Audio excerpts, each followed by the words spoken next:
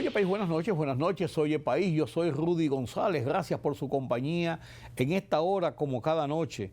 Día feriado, largo fin de semana a propósito del Día Internacional del Trabajo, que fue el viernes pasado, 1 de mayo, pero cuyo día festivo no laborable ha sido este lunes, convirtiendo todo esto en un largo fin de semana. Esta noche quiero presentarles dos análisis trascendentes, uno sobre la economía, otro sobre la situación internacional. Y comienzo por atrás.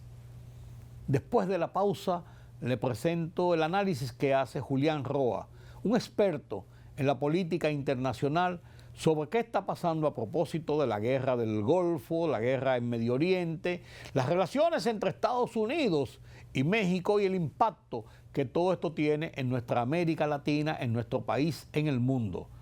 Después de la pausa. Política, economía, sociedad. Los temas del día a día los contamos con claridad y con precisión. Recuérdate que el INTEVI se aumentó a un 18 para bajarlo a un 16. Sí. Una libertad de prensa que ellos no manejan y de expresión. Hay una especie de experiencia frustrada de la OEA en Haití. En Oye País, información veraz, periodismo con valor. Oye País, de lunes a viernes a las 12 de la medianoche por Color Visión. Siempre lo mejor.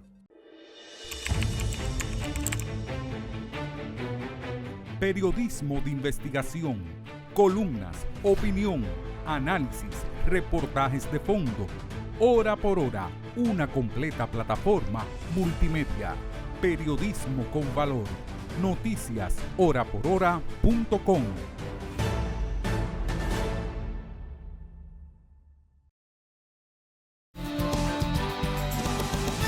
Gracias por continuar con nosotros aquí en Oye País. Qué bueno que nos acompañan para hacer una revisión de lo que está pasando en el mundo. Yo digo a veces que el mundo está patas arriba. No, el mundo siempre ha estado medio patas arriba, pero en algunos sitios y en otros sitios. Parece que están en todo el mundo patas arriba. La guerra en Medio Oriente ha activado realmente todo un conflicto mundial que se ha trasladado a la parte de la economía y mantiene en jaque a todas las regiones del planeta.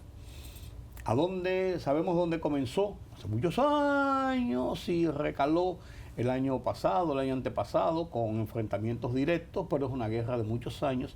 Y comentaba yo que nuestro analista sobre los temas internacionales, Julián Roa, es un hombre que hace galas a aquello de quien no conoce su historia, está condenado a repetirla. Él conoce la historia de Oriente, de Medio Oriente, del mundo, y por eso tiene la capacidad para analizar y ponerse en un contexto muy cómodo, muy fácil, de por qué estamos en este punto de hoy.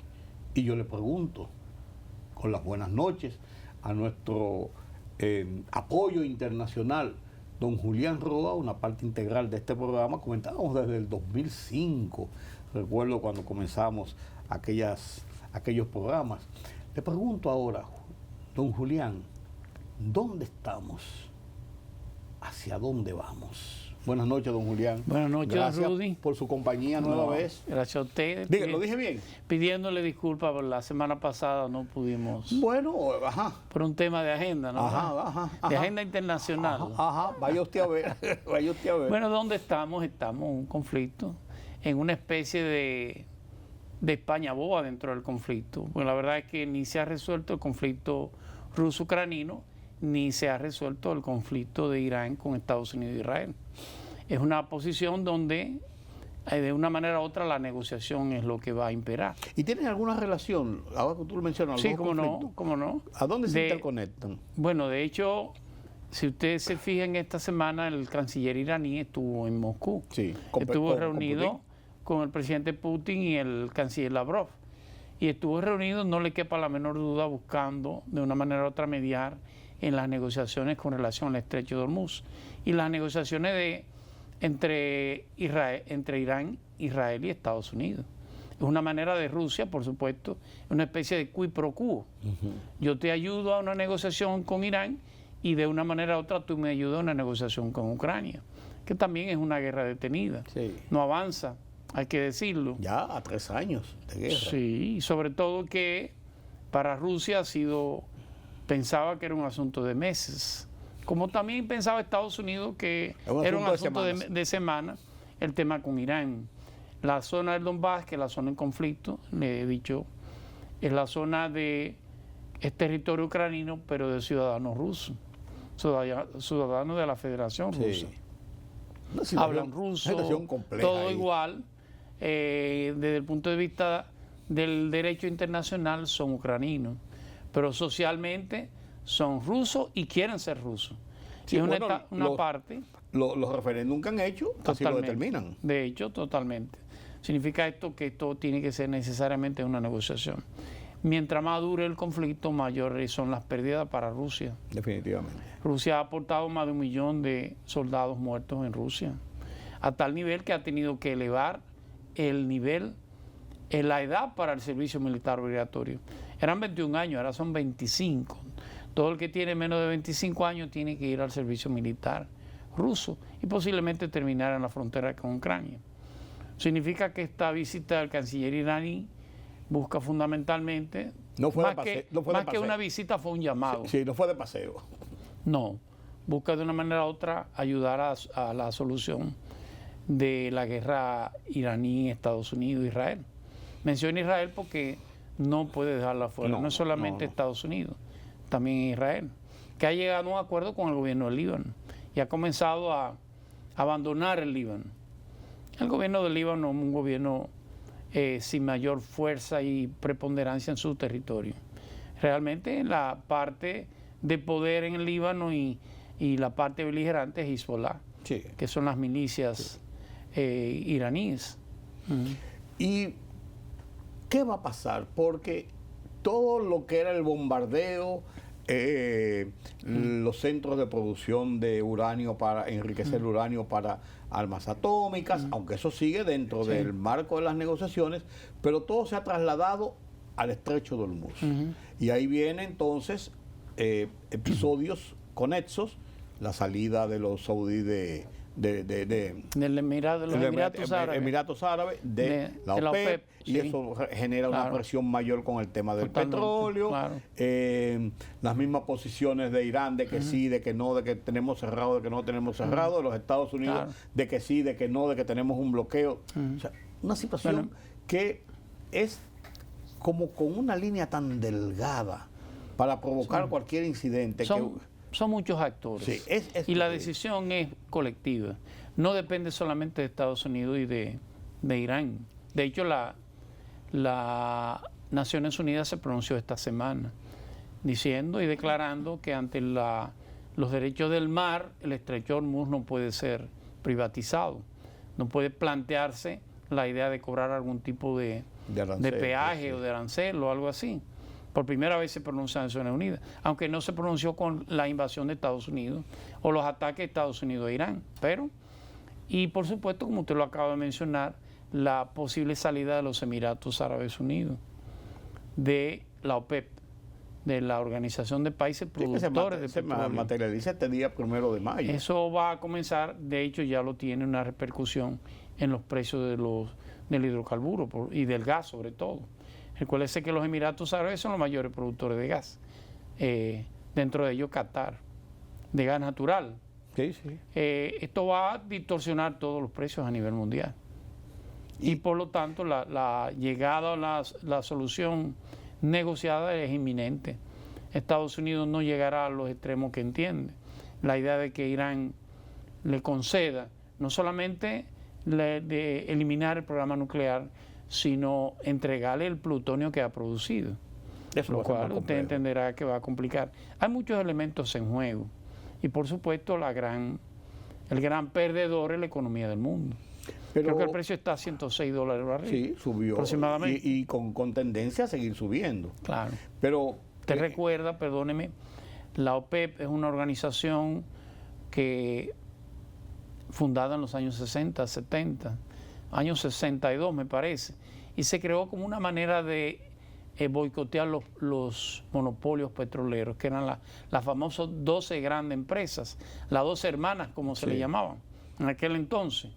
Y por supuesto con la crisis del 73, usted recuerda, la guerra del Yom Kippur, y los países árabes se dieron cuenta que ellos tenían un arma que no habían descubierto. Sí. Y era el petróleo. El petróleo. Y el barril pasó de costar centavos de dólar a costar todo el dinero del mundo.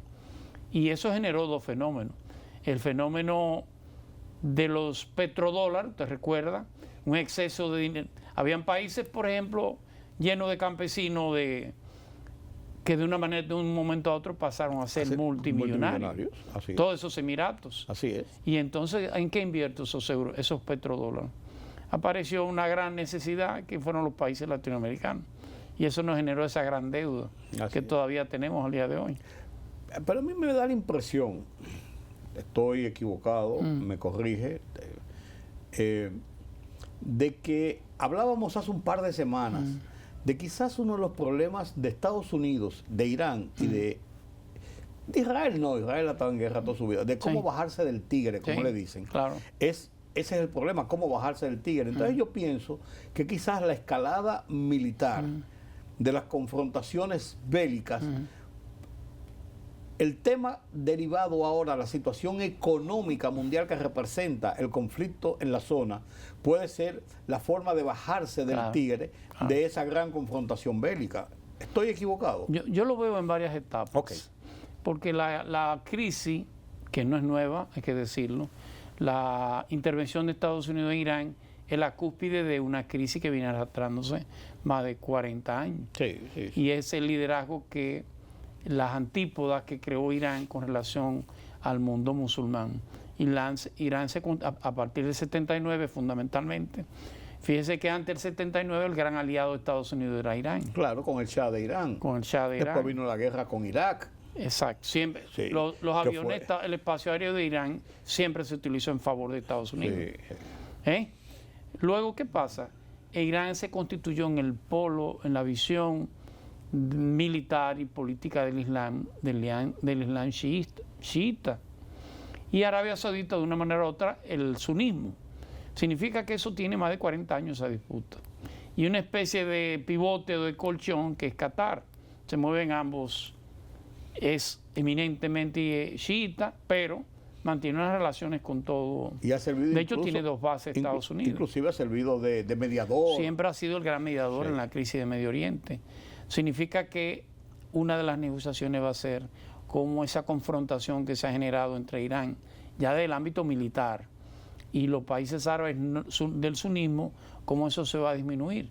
Si Estados Unidos no destruye Irán, Irán va a salir fortalecido ante el mundo islámico. Sí. Estoy hablando. Claro. La visión islámica es que Irán no solamente ha sido la gran víctima, sino que va a ser el gran vencedor ante los ojos de Alá.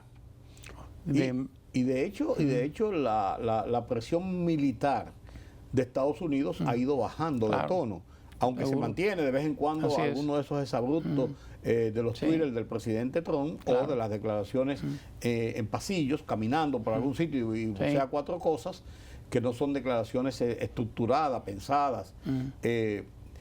Aparte de eso, pero la escalada que tuvo en un momento determinado ha ido bajando. Claro, por supuesto. Por eso yo digo que esa es mi apreciación de que como que la parte militar ha ido reduciendo. Costo, según el propio presidente Trump y algunas agencias norteamericanas, el costo de esta intervención en Irán van por alrededor de los 25 mil millones de dólares. Claro. Pero se ha llevado 5 funcionarios del Departamento de Defensa. Claro. Se llevó al Chief of Staff de la Marina de Guerra de los Estados Unidos, del Navy. Se ha llevado, y por supuesto, al jefe del ejército. Sí. Ha estado en un hilo el propio Pete Hegseth, ministro de Defensa. Ha cambiado todo el panorama militar dentro de los Estados Unidos. Es innegable que hay oposición interna. Con cierto respeto interno hacia afuera. Hacia el personaje que es Donald Trump. Que usted no sabe cuándo está negociando y cuándo está amenazando realmente. ¿Y cuándo puede cumplir las amenazas? La verdad es que yo tenía mayores esperanzas con la mediación de Pakistán, pero Pakistán no ha estado a la altura de las negociaciones, de ser el mediador entre esos dos grandes países.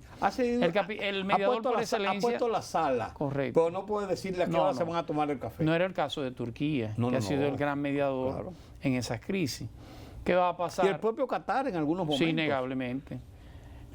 Con el caso de Gaza, Qatar fue una solución. ¿Qué va a pasar? Que la guerra va a seguir disminuyendo. Y por supuesto podría llevarse al propio presidente Trump. El presidente Trump tiene lo que se llama un deadline con relación al noviembre de este año, que son las elecciones de medio término. Es casi posible en las encuestas que el Partido Republicano salga minoritariamente, va a ser el gran perdedor de toda esta política prácticamente desacertada, no ya hacia el exterior, sino hacia la propia economía de los Estados Unidos. Sería desastroso para la administración Trump. Sí, innegablemente. Sobre todo porque va a aparecer el control que hasta ahora no ha tenido el Congreso. Claro, claro. Él se ha ido a la guerra sin permiso del Congreso, pero nadie ha hecho nada. Y le va a dar un reflejo de lo que piensa la mayoría de la sociedad norteamericana sobre sus políticas. Pero ya con un Congreso mayoritariamente demócrata o anti-Trump, no solamente va a ser mayoritariamente demócrata, sino que dentro del propio Partido Republicano va a ganar el ala moderada, claro, lo cual va a generar ese check and balance, ese control del Congreso sobre alguna de las locuras del presidente Trump. Creo que de noviembre para allá va a ser otro Trump, necesariamente. Israel ha mantenido un respeto, vamos a decirlo, para ponerlo con ese nombre, un respeto a los esfuerzos por bajar las tensiones, porque ellos en otras ocasiones dicen, bueno, que sigan hablando y yo sigo para adelante. Así es. Ha moderado su acción bélica. ¿Se podrá mantener esa situación? Porque el caso de Israel es diferente al caso norteamericano frente a Irán y en este caso frente a Hezbollah, que es el residuo de Irán. El tema de la guerra para Israel es menos sensitivo que lo es para los Estados Unidos. Israel tiene a Irán como su gran enemigo y viceversa. Israel como su gran enemigo también. Y viceversa. Significa que el ciudadano judío entiende que defenderse de Irán es una necesidad. La idea de que Irán pudiera llegar, como estuvo al punto, no es falso, que realmente estaba construyendo un arma nuclear. No es falso. Por enriquecimiento del uranio. El uranio con fines energéticos es un 15 o un 20%. Ya cuando sube esa cantidad, en términos de enriquecimiento, ya tiene otros fines bélicos militares. Y la verdad que Irán andaba por el 70-80%. Sí. Era casi inminente el anunciar la creación de un arma nuclear. O de dejarlo sentir. Totalmente. Aunque no se anunciara públicamente. Y eso iba a cambiar el tablero totalmente. Claro. Las relaciones en términos de amenaza militar hacia Pakistán o hacia la India cambió cuando ambos construyeron una bomba nuclear. Ya es distinto, pocas palabras. Eso iba a conseguir Irán, hay que decirlo. Y eso iba necesariamente a cambiar el equilibrio de poder que existe en todo Medio Oriente. Irán iba a ser el gran poder en Medio Oriente. Lo de Israel... Insisto, poder real. Poder real.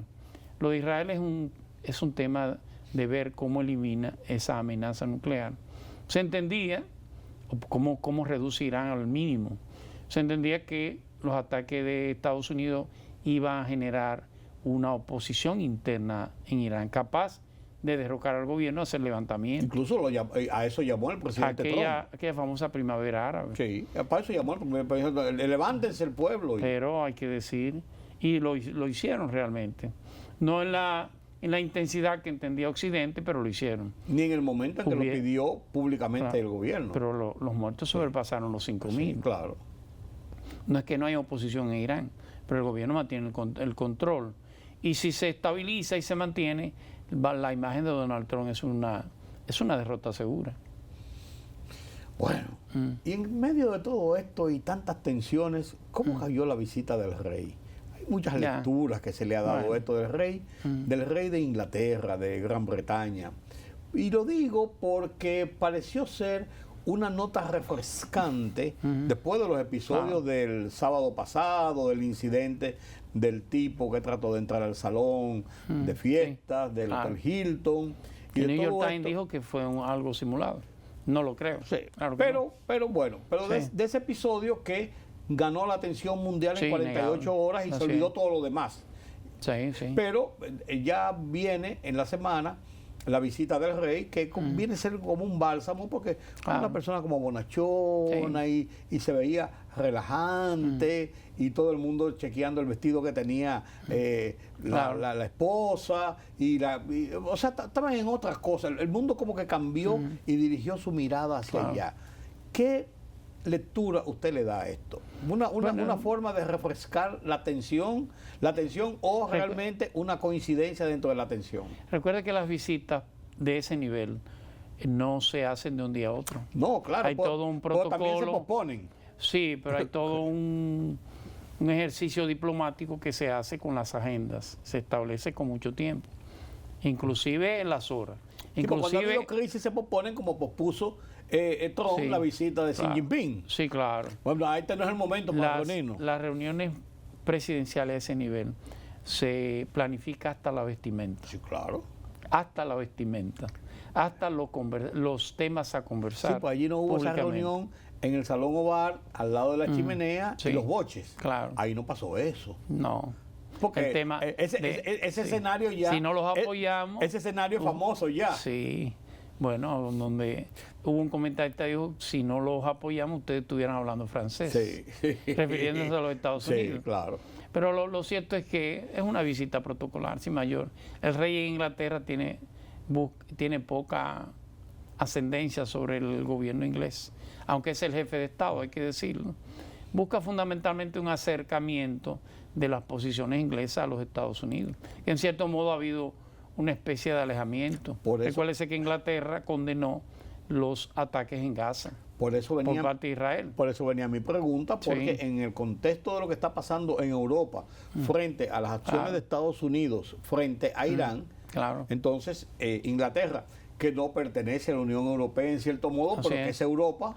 No pertenece ni deja de pertenecer. Por eso te digo, porque el Brexit no se ha completado. Es lo que te digo, no. Además, de todas maneras, es Europa. Claro. Es Europa, es su área de influencia principal.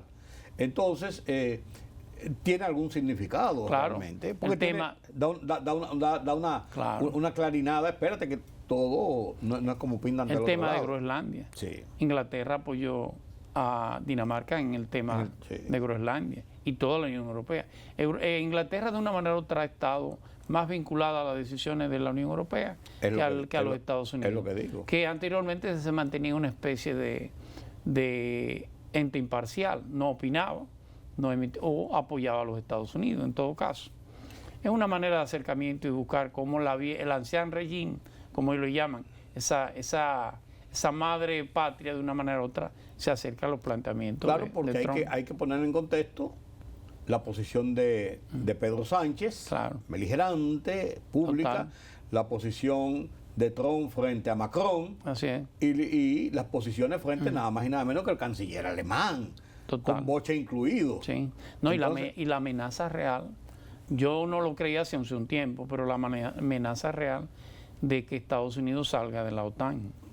Claro, no, por eso. Salir de Estados Unidos de la OTAN tiene dos lecturas. Una, va a obligar a la OTAN, y eso es parte que quiere Estados Unidos, va a obligar a los países a hacer mayor inversión, mayor gasto militar, que los presupuestos de sus productos internos brutos, el capítulo dedicado a la defensa sea no mínimo de un 5%. Claro.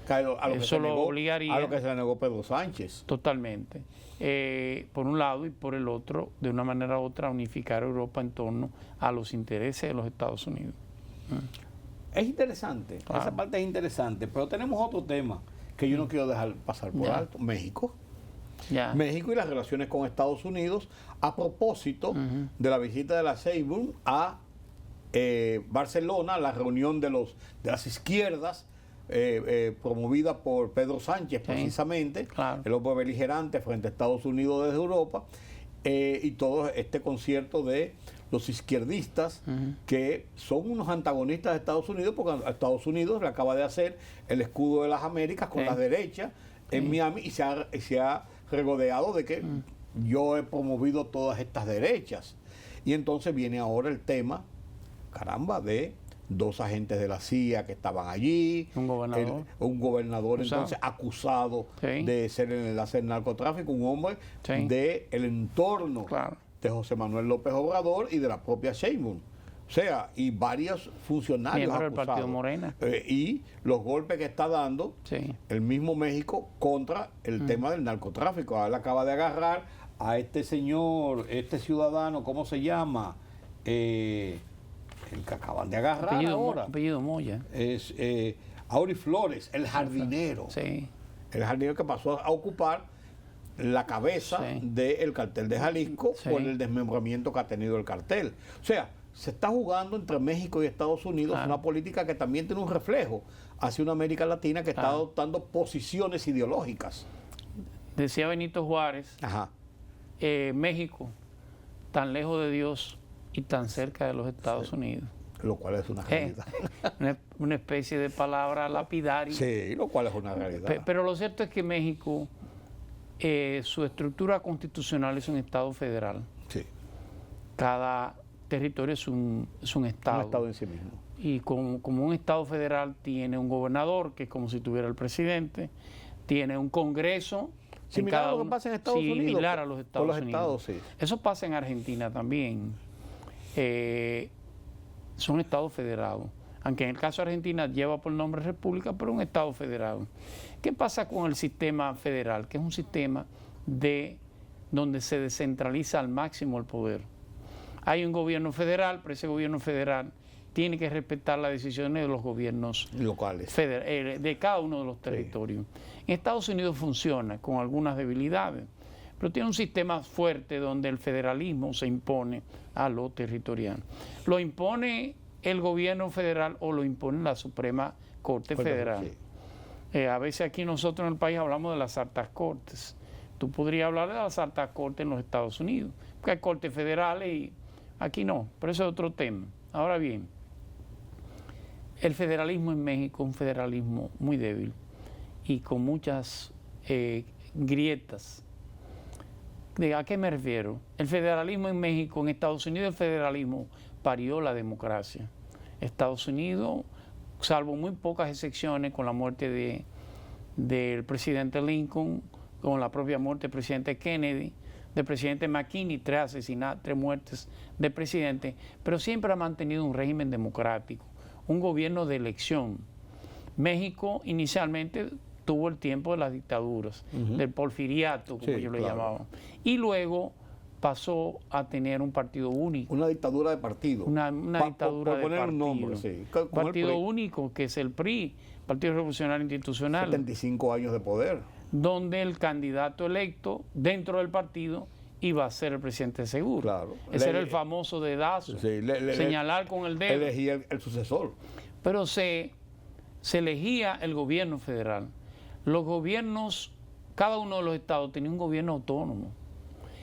¿Cuál es la consecuencia de eso? Que la corrupción y el manejo irresponsable de esos gobiernos era totalmente separado del gobierno federal. Y entonces eso crea y sigue creando en México una especie de pequeña república que termina cayendo en manos de los carteles, en manos de la delincuencia. Cada gobernador es un jefe en su Aquello estado. de él gobierna allá, pues nosotros Pero somos yo los que gobierno gobernamos aquí. aquí. Y tú tienes la policía federal del estado, perdón, tienes la policía estatal del estado, tienes las policías municipales de los municipios, y cada uno de ellos son islas de corrupción, islas de poder, que por un tema de debilidad y de pobreza terminan en manos, en este caso, los carteles de la droga. Esto que hace Estados Unidos, el Distrito Sur de Nueva York, quien ha encausado ya al gobernador de Sinaloa y a varios de sus funcionarios, Sí. todos miembros del partido Morena, 8, del partido, 9, 10 o sea, todos funcionarios. oficialistas. Sí, claro. Y eso ha dicho la presidenta Sheinbaum que es una manera de Estados Unidos responder las respuestas que ha dado México en muchos temas. Pero no digo que sí ni que no. Con Estados Unidos tú no sabes qué es cierto y qué no. Nos vendieron el cartel de los soles y eso terminó en Nicolás Maduro. Ya no hay más nadie del cartel de los soles, parece, Sí. en Venezuela. Y ahora este cartel de Sinaloa, que es una especie de apoyo a los hijos del Chapo, el Chapo Guzmán. Los chapitos, como Los le dicen. chapitos, no digo que no sea cierto, pero ya hay un encauzamiento y hay una solicitud de extradición ¿Cómo usted extradita a un gobernador? A un gobernador, y hay un senador también, y hay varios funcionarios de gobierno. Primero tendría que destituirlo, hacerle un juicio. Sí. Es una manera también... No, y el partido mismo y el gobierno federal entregarlos. No digo que, correcto, no digo que no sea cierto. Si algo tiene Estados Unidos con relación a América Latina y al mundo, que usted puede estar violando la ley. Y ellos no dicen hasta dónde usted la viola, hasta que no necesitan aplicarla. O que usted haga un favor o aplicarle la ley. Sí. Tiene fundamento muchas veces cuando lo hacen. Tienen prueba de 10 años. Pero el timing o el momento es cuando ellos entienden que les conviene. Aquí es. Y este gobierno de Donald Trump es un gran perseguidor. ¿Ya ha llegado entonces el gobierno, el momento de México? Bueno, habría que ver. Esta señora se ha manejado con mucha dignidad. Equivocado o no. No ha sido una confrontadora a la posición de Trump, a tal nivel que Trump ha respetado muchas de sus decisiones. Él ha dicho que porque es una dama, no creo que no respeta a su mujer, menos va a respetar de otro lado.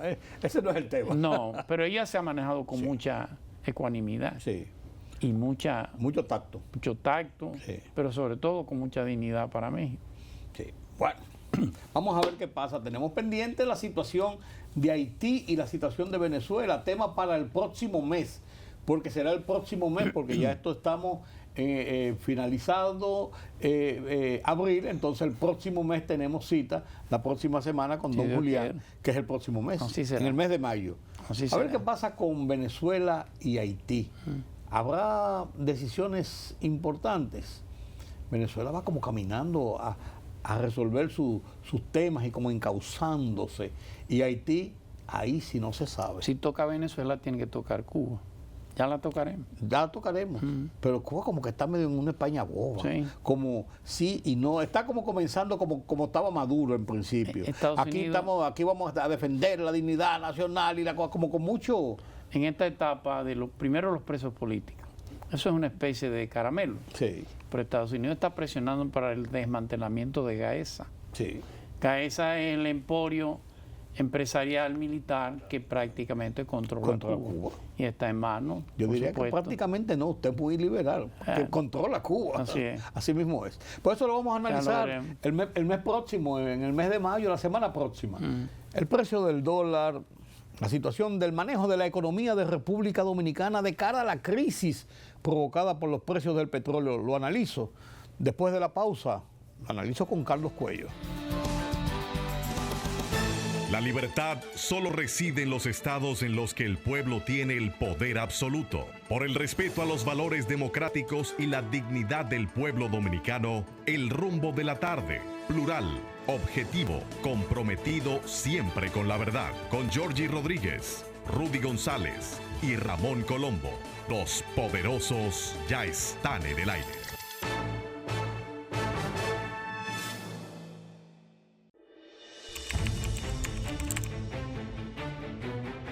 Periodismo de investigación, columnas, opinión, análisis, reportajes de fondo.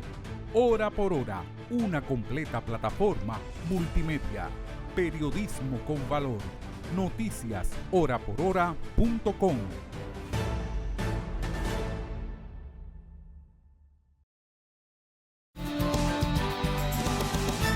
Gracias por continuar con nosotros aquí en Oye País, qué bueno que nos acompañan. Ahora analizamos los temas de la economía nacional, la economía mundial. Nadie mejor que don Carlos Cuello para analizar la situación. Buenas noches, don Carlos. Buenas noches, don Rudy. ¿Cómo está usted? Bien, para no entrar en detalles. ¿Y sigue avanzando el año? Sigue avanzando el año. Ya nos tiramos 4 meses. O sea, el primer tercio del año ya lo agotamos. Ya esta semana despedimos. Sí, por eso lo agotamos. Lo agotamos. Y sin embargo, la guerra continúa. Y no se sabe a dónde va a llevar la guerra. Y ahora se salieron los Emiratos de la OPEP. Las consecuencias en esta desestabilización. ¿Cuántas cosas están pasando? Todo eso es consecuencia de la guerra. Y el petróleo está batiéndose en medio de todo. Y tampoco se puede ver al margen lo que pasó en Venezuela. No, claro que no. Pero lo allá están directamente relacionados con el tema del petróleo. Directamente están relacionados. Que tiene al mundo patas arriba. Porque lo de Venezuela se vio como un punto más local, regional. Yo creo que fue la antesala. Yo creo que no. En cuanto a la guerra y en cuanto al ejercicio del poder, claro. Estados Unidos se posicionó. Sí. Y ahora mismo por eso las preocupaciones son menores. Sí. Porque está controlando lo que se dice que son los yacimientos más grandes del mundo. Sí. Y aunque sigue en la OPEC, pero ahora mismo su posición, no dude usted que tenga que seguir la de los Emiratos. Sí, podría ser. Lo que pasa que es de los fundadores, fueron 5 los primeros fundadores. Ellos quizás no sería un momento para dar un salto tan grande en el proceso de recuperación, de reorganización que tienen, pero yo no dudo que más tarde o más temprano lo vayan a hacer. Estados Unidos se lo puede imponer. No, si se lo impone a Estados Unidos, ellos son ya una tutela o tutelados de los Estados Unidos. No, y justamente en esta semana hubo un foro de inversionistas norteamericanos sobre la explotación del petróleo venezolano. Y prácticamente el gran capital norteamericano es el que va a explotar esos yacimientos. Sí, hubo una reunión hace un par de meses que presidió el presidente Donald Trump precisamente sobre eso, y prácticamente ahí repartió, la Chevron tiene tanto, la Chevron va a invertir tanto. Prácticamente repartió lo que es el negocio, el gran negocio petrolero internacional de Venezuela. Exacto. Es cierto que en el pasado, con la presencia de esas transnacionales, Venezuela se mantuvo siempre en la OPEC, porque es de los fundadores de la OPEC. En el caso específico de los Emiratos Árabes Unidos, antes de que se conformara la integración de los Emiratos, en el año 1967, ya era parte, ¿no? Aquí está Dubái, está Abu Dhabi, o sea, el grupo de los Emiratos, ¿no? Y estamos hablando de alrededor del 15% de la ponderación de los Emiratos en la OPEC. Importante. Sí, la OPEC actualmente son 12 países. Con los PLOS son 10. Son 10. Los PLOS, el más importante de los PLOS es Rusia. Sí. ¿No? Los otros son pequeños productores muy modestos, ¿no? Exacto. Pero recuérdate que en los años 70 la OPEC llegó a representar cerca del 80% del mercado petrolero, el cartel de la OPEC. Y no solamente a representar en cuanto a la producción, sino en cuanto a la presión que ejercía hacia el mundo con la fijación de precios, la fijación de la producción, y ellos signaban. Porque era un monopolio. Claro. Con el 80% del mercado. Hoy en día, ahora con la salida de los Emiratos, quedarían ligeramente por debajo del 50% del mercado, lo cual le quita un gran poder de mercado, ¿no? Y como te digo, Venezuela seguirá ahí, pero yo no creo que pueda ajustarse a todos los lineamientos de la OPEC. Por ejemplo, ahora mismo Venezuela está de lo que son las cuotas. Venezuela no tiene no se le impone una cuota, no se le establece una cuota mínima a cumplir, ¿no? Porque su nivel de producción cayó de 3 millones a menos de 1 millón. A menos de 1 millón. Entonces Venezuela está libre para seguir produciendo, pero si Venezuela sigue el ritmo que va y retoma su nivel de producción, que es lo más probable en un par de años, ¿no? Ya requerirá, al igual que los Emiratos, de una mayor explotación. Claro. Que es lo que dicen los Emiratos. Bueno, pero nosotros hemos hecho grandes inversiones y necesitamos más ingresos y no podemos estar condicionados a una cuota que nos ha sido un cartel. Tenemos para hacerlo. Claro, entonces esa es una de las razones. Claro, aquí también interviene el hecho de que han sido agredidos por parte de uno de los socios de Irán. Entonces es difícil tú sentarte en la mesa con tu agresor. Sí, que Irán es el tercero más grande productor de la zona. Claro, el más grande es Arabia Saudita. Sí, pero ellos son el tercero más grande. O sea, de la OPEC. Sí, dentro de la zona. Porque el productor más grande de petróleo es Estados Unidos. Claro, no, pero ellos componen en el Golfo, sí, entre los 5 principales están ellos, entonces sí, es una situación. Sí, y precisamente ahora, como consecuencia de la guerra, que ya cumple 2 años justamente, ¿no? Y la verdad que la economía ha seguido funcionando en medio de la guerra, ¿no? En el caso de la economía dominicana, por ejemplo, no vamos a entrar en detalle porque ya llevamos 2 semanas hablando de tasa de crecimiento, de estimaciones. Ahora la CEPAL habla de más de 4. Pero bueno, todo esto son estimaciones y obviamente que están muy condicionadas a lo que está pasando en el entorno. Que es todavía muy complejo predecir a dónde va a llegar esto. Claro, claro. Pero la situación actual con los efectos de la agresión de la guerra, no se descarta que el fraccionamiento siga. Sí, sí.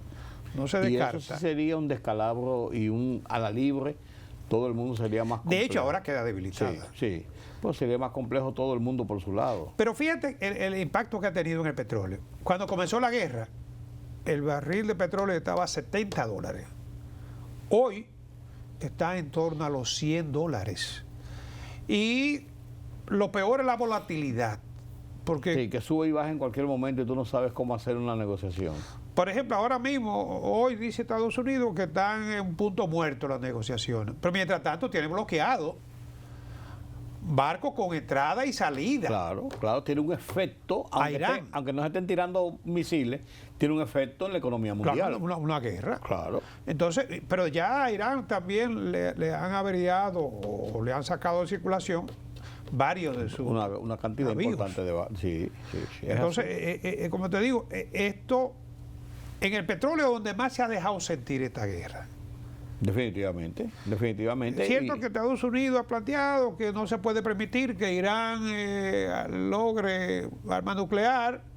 El primer ministro el canciller alemán dijo como que eso no importaba, y Trump le mandó su boche, ¿no? Sí, como es de costumbre. Bueno, me extraña que salga con esas cosas. Exacto. De todos modos, el petróleo ahora mismo es el que está estableciendo las reglas de juego en la economía mundial. Así es. Y como tú decías y como comentábamos, lo peor de esto es que no se tiene una visión de hacia dónde va ni en qué tiempo va a pasar la cosa, porque no permiten hacer ninguna proyección ni ninguna ni trazar una estrategia sobre la base de lo que pueda venir. Se sabe que no pueden quedar donde están. No, claro. Tú no podrás mantener por mucho tiempo un país rodeado. Eso no se podrá mantener por mucho tiempo, no creo que ni siquiera por más de una semana, ¿no? Pero manda incertidumbre al mercado. Y con esta alza en los precios, fíjate, de $70 a $100. Es mucho dinero. El 40%. Sí, un 40%. 40%. Sí. Eso no va a ser diferente al nivel de precio de los productos en la economía. Así es. Carlos, por aquí el dólar ha estado muy bien, contigo, para decir que ha seguido en un nivel estable hacia abajo, apreciando el peso dominicano. Se cotizaba a 59,74 al abrir la semana. Así es. Sorprendentemente, el hecho de que el dólar se haya fortalecido, lo primero que hay que tomar en cuenta es que el debilitamiento del dólar se está verificando a nivel mundial. O sea, el dólar se está debilitando, con el euro está casi al 20, o sea, con respecto a otras monedas, incluso su condición de moneda vehicular. Hay países que están trabajando para restarle importancia, muchos países que la mayor parte de sus reservas, en un momento determinado, más de la mitad de las reservas de todos los bancos centrales del mundo estaban en dólares, en lugar de oro. Sí. Pero hoy en día hay países que han ido adquiriendo oro, el caso de China, por ejemplo. Que es una reserva de mayor confianza. Claro, y otras economías como la de Rusia y China, que están haciendo transacciones directas entre su moneda. Entonces, el euro también, aunque el euro se ha quedado ahí entre un 15 y un 20% de las transacciones, pero sigue siendo también una moneda, digamos, para el comercio internacional, una moneda de mucha importancia. El euro y el dólar son las dos monedas principales, ¿no? Como lo fue en su momento la libra esterlina. Sí. De todos modos, en el caso de la economía dominicana, como tú bien destacas, de 63.50 que tuvo a mediados de enero. Sí. Antes de ayer, por así decirlo. Ahora está por debajo de los 60. Sí, por debajo de 60. 59, 60, 59, 70. ¿no? Está dando la vuelta ahí. O sea, una apreciación de un 4.7%, casi un 5% de apreciación. En 2 meses. Entonces, eso, por un lado, es bueno para las importaciones. Para la generación de divisas, no. No, para las remesas, para las exportaciones, para el mismo turismo. O sea, porque a la remesa le perjudica porque los familiares que recibían antes $100 tenían 64, claro, 66. Sí, ahora no, ahora tienen 58. Exacto. 58, sí, porque es el precio de compra. Sí. Entonces, también para el turismo, las exportaciones, que se benefician con las devaluaciones, ¿no? Sí.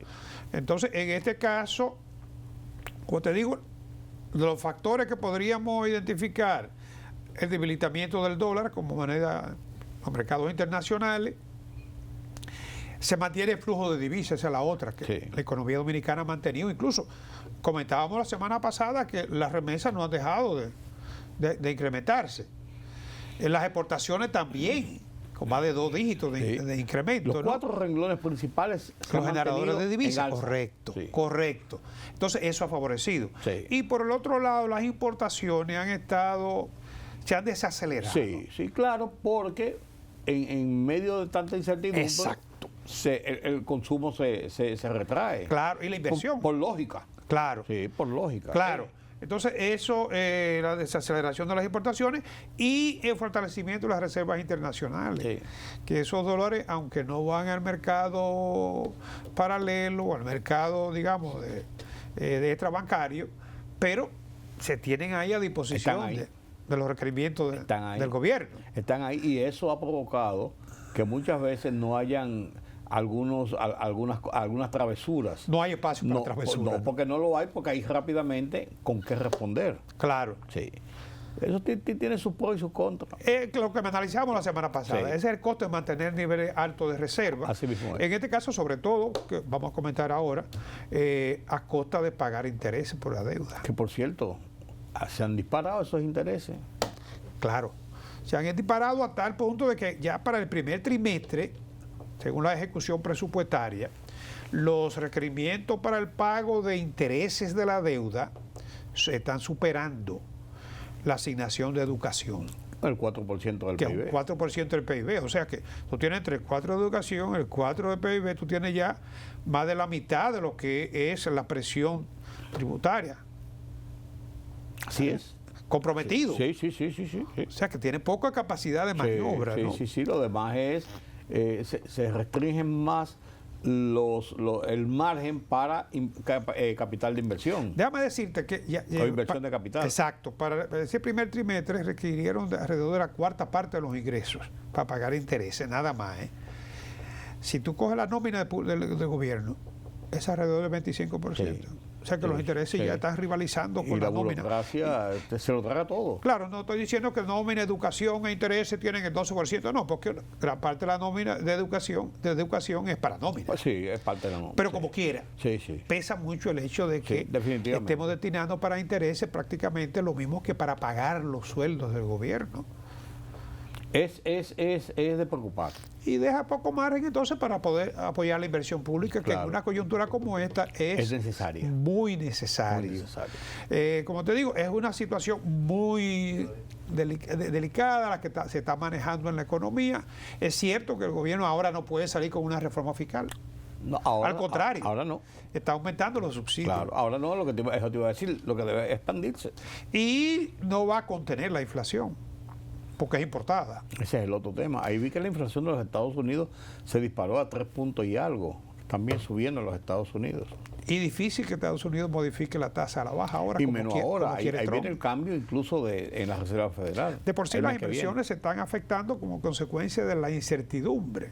Pero si tú le agregas a eso, alzas en las tasas, porque las tasas no se van a mantener estáticas cuando hay inflación. La inflación es uno de los factores que más te dispara las tasas de interés. Claro. Es que, son siameses. Sí. Ahí viene el tema cuando Trump, si logra imponer a su nuevo jefe de la reforma de la... No, ahora hay reemplazo. Claro, por lo que te quiero decir, y los nuevos le dicen, sí, pues no podemos subir las tasas, porque entonces sí es verdad con la situación que tenemos, entonces estaría Trump dando a entender, sí, tenía razón, ¿cómo se llama? Que está ahora Power. Tenía razón Power, entonces.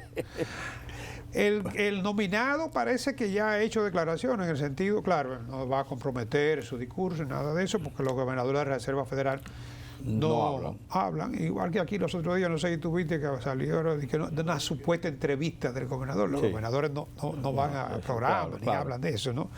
Entonces, en este caso, habrá que ver cómo va a manejar el nuevo gobernador esa situación, pero no va a ser prácticamente imposible. Es lo que te digo, prácticamente imposible. Entonces, políticamente hay que ver cómo puede ser la reacción del presidente y si lo obliga, por así decirlo. Sí, porque ahí intervienen también los grupos de poder, los sectores, el sector financiero que tiene poder, Wall Street. Claro. Por eso te digo, va a ser interesante ese traspaso en esta coyuntura. Así es. Gracias, don Carlos. Gracias a ustedes por habernos acompañado en este conversatorio sobre la economía y a lo largo del programa sobre los comentarios sobre otros temas. Mañana tenemos una cita nueva vez a esta misma hora aquí en Color Visión. Don Carlos, hasta el mes que viene. Si Dios no lo permite. No, el mes que viene ya nos vemos. Feliz día del trabajo. Feliz día del trabajo. Feliz día del trabajo. Pareciera lejos el mes que viene, pues estamos a unos días nada más. Así es. Será hasta mañana.